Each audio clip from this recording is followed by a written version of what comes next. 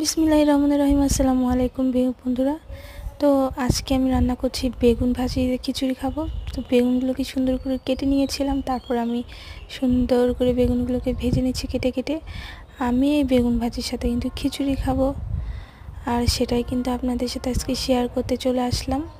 বেশ অনেক দিন পরে আপনাদের মাঝে চলে এসেছি। আমাকে সাপোর্ট করুন অবশ্যই, প্লিজ আমার চ্যানেলটি অবশ্যই সাপোর্ট করবেন। সেই সাথে আপনারা কেমন আছেন সেটা অবশ্যই জানাবেন। তা আমার বেগুন ভাজিগুলো হয়ে গেছে আর কি। আমি উল্টিয়ে দিলাম বেগুন ভাজিগুলোকে।